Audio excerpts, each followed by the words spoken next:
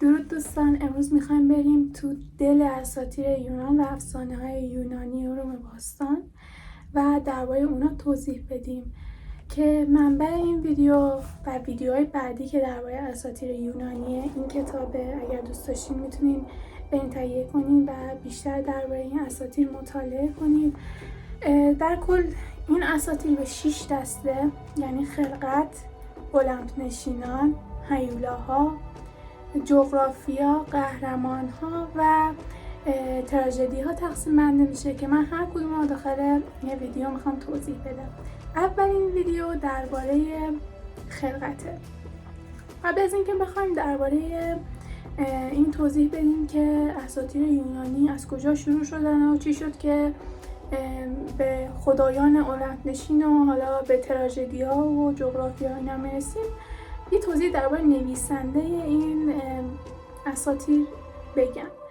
مهمترین نویسنده هزیود شاعری یونانی بوده که داخل یه روستا بود زندگی میکرده و شغلش گوسفندداری بوده و خب اساطیرم بر اساس افکار مردمه اون زمان یونان باستان نوشته شده. اون زمان که میگم یعنی حدوداً 2700 سال پیش. این آقا معروف به پدر شعر یونانی. از مهمترین آثارش هم میشه به تبارنامه خدایان و بارها و شبها اشاره کرد.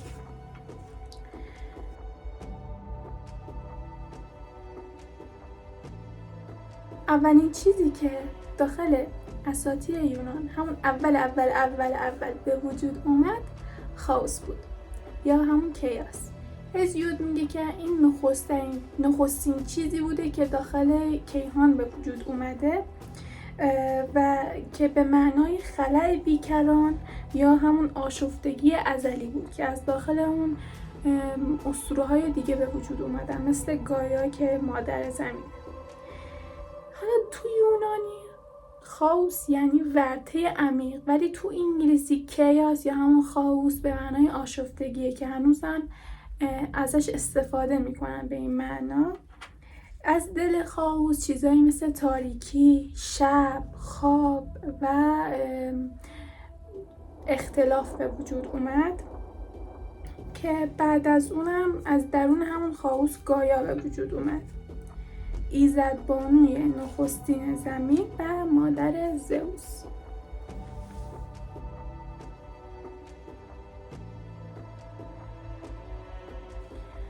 گایا همونطور که باکره بود اورانوس یا پدر آسمان‌ها رو به وجود آورد.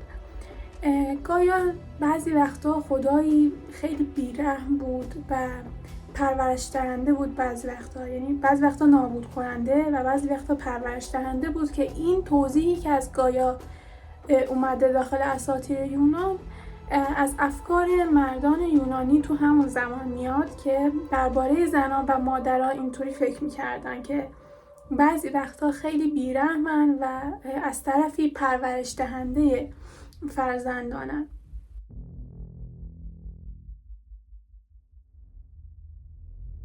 ایزد بعدی کیوپید یا ایروسه.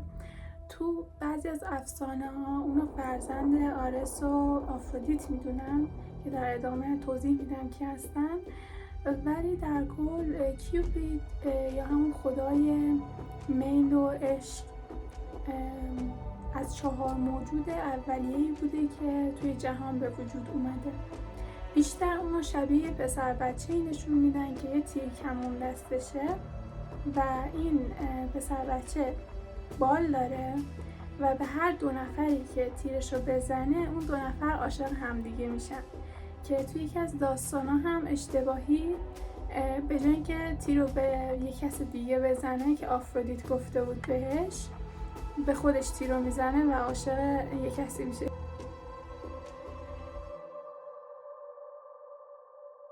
خدای بعدی اورانوسه.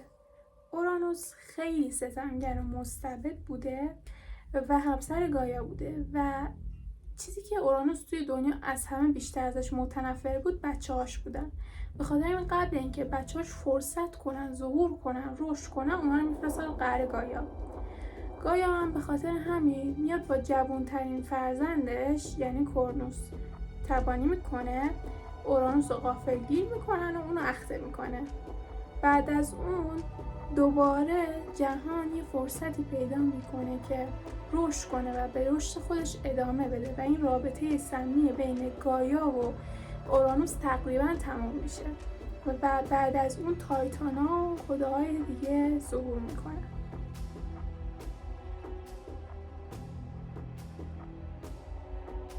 ولی تایتان ها فرزندای خیلی نیرومند اورانوس و گایا بودن که بعدها توسط خدایان المپ نشین یا همون 12 خدا که رهبرشون زئوس بود شکست میخورن توی گرفتن دنیا. اورانوس هم تایتان بود، همون که اورانوس شکست داد.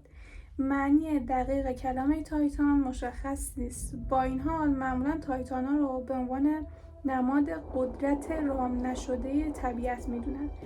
2 تایتان مهم هم اوکیانوس و تتیس هستن که پدر و مادر خدایان کوچک رودخانه هستن.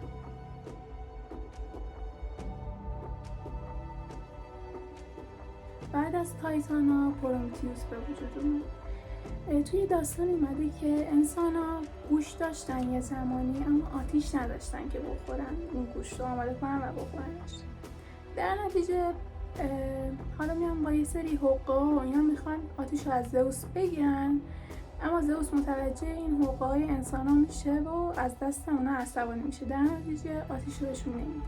اما این پرومتئوس که یه خدای خیلی شورشی بوده میاد با این که میدونسته زئوس عصبانی میشه خشمش رو به جون میخره و آتیش رو برای انسان ها میدزده. زئوس هم که این کار اونو میبینه بیشتر خشمگین میشه و تصمیم میگیره اونو مجازات کنه. برای مجازاتش میاد پرومتئوس رو به بالای یک کوه میفرسته، به یک کوه بلند میفرسته، بعد یه عقابی رو میفرسته که هر روز با خوردن جیگرش اونو عذاب بده. خب قسمت خلقت در اسطوره‌های یونانی تموم شد. امیدوارم لذت برده باشین. برای قسمت بعدی حتما کانالم رو دنبال کنین، به زودی قسمت جدیدم میذارم. بدرود.